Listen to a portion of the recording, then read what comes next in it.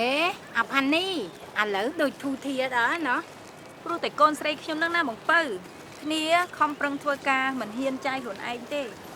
ហើយប្រឹងសន្សំលុយញ៉ាំមកឲ្យខ្ញុំមកជួយចូលផ្ទះថែមដល់ទិញម៉ូតូឲ្យប្អូនប្រុសហើយជួយថ្លៃសិក្សាឲ្យប្អូនរៀនទៀតអូស្រីពៅក្រោយពីឯងឆ្លងទលេរួចសុខភាពឯងហើយនឹងកូនយ៉ាងម៉េចអីសុខភាពខ្ញុំនិងកូនណាល្អណាស់បងព្រោះខ្ញុំបានទៅពិនិត្យផ្ទៃពោះជាប្រចាំហើយខ្ញុំបានទៅឆ្លងទលេនៅមណ្ឌលសុខភាពទៀតហើយគ្រូពេទ្យក៏យកចិត្តទុកដាក់នឹងខ្ញុំក្រាន់បើនៅខ្វះតែថ្នាំពេទ្យទេខ្ញុំត្រូវទៅទិញនៅខាងក្រៅបន្ថែមទៀតបងអញ្ចឹងហ៎តែចំណែកខ្ញុំកូន2នាក់ត្រូវធ្វើចំណាក់ស្រុកដើម្បីទៅរកការងារធ្វើហើយមិនសូវមានពេលមកផ្ទះទេនេះខ្ញុំមកនឹកកូនខ្ញុំដល់ហើយដល់ថ្ងៃបោះឆ្នោតថ្នាក់ជាតិខែកក្កដាខាងមុខហ្នឹងពុំឲ្យបានជួបមុខកូនទេមីងអូជួបមុខស្អីអាដាបើបោះឆ្នោតថ្នាក់ជាតិហើយនឹងឃុំសង្កាត់លើកមុនណាកូនខ្ញុំទាំងពីរនេះវាមិនទាំងបានឡើងមកបោះឆ្នោតផងព្រោះវាអត់មានសហុយឡើងមកស្រុកអើយបានបោះមិនបានបោះវាគ្មានទៅជាស្អីទេ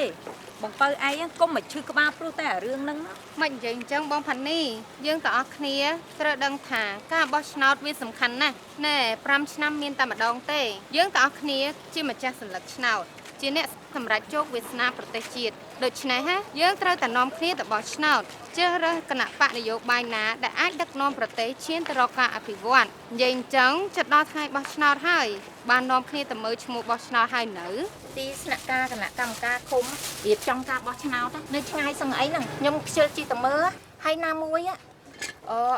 វាមិនដឹងថាទៅមើលធ្វើអីហើយទៅបោះឆ្នោតដើម្បីអ្វីផងហ្នឹងមែនទេមែនចាបងមែនទេការបោះឆ្នោតគឺជាករណីកិច្ចក្នុងនាមយើងជាប្រជាពលរដ្ឋយើងនាំគ្នាទៅបោះឆ្នោតគឺដើម្បីជ្រើសរើសអ្នកដឹកនាំប្រទេសស្លឹកឆ្នោតមួយស្លឹកគឺអាចកំណត់ជោគវាសនាអនាគតពួកយើងនិងកូនចៅយើងទៅថ្ងៃអនាគតអើយមួយថ្ងៃរវល់តែរឿងកាពះមានពេលឯណាទៅគិតរឿងប្រទេសជាតិនោះនៅលក់ដូរទៅវាប្រសើរជាងអ្នកណាជាប់ក៏ជាប់ទៅវាដូចតែគ្នានឹង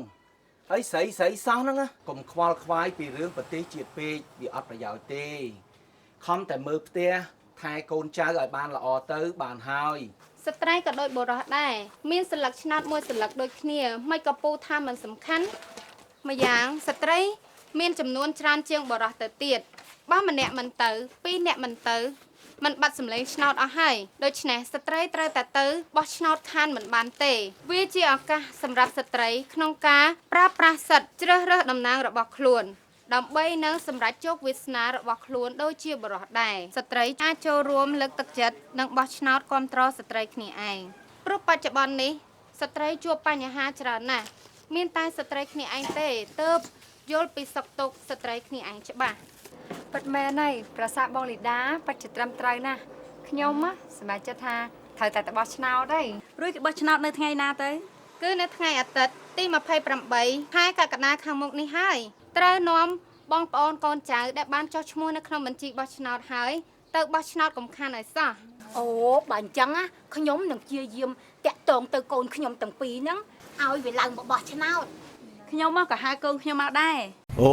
អញ្ចឹងម៉ែវាយើងនាំគ្នាទៅបោះឆ្នោតទាំងអស់គ្នាល្អណាស់ប៉ុន្តែយើងត្រូវមានរឿងមួយសំខាន់ដែលត្រូវធ្វើមុនថ្ងៃបោះឆ្នោតមកដល់រឿងអីទៅគឺត្រូវនាំគ្នាទៅមើលឈ្មោះបោះឆ្នោតដើម្បីទទួលបានព័ត៌មានពីការិយាល័យបោះឆ្នោតរបស់ខ្លួនបើចង់ឃើញឈ្មោះយើងឲ្យប្រកាសនៅក្នុងបញ្ជីឈ្មោះបោះឆ្នោតសូមតាក់ទងទៅលេខទូរស័ព្ទកជប011 099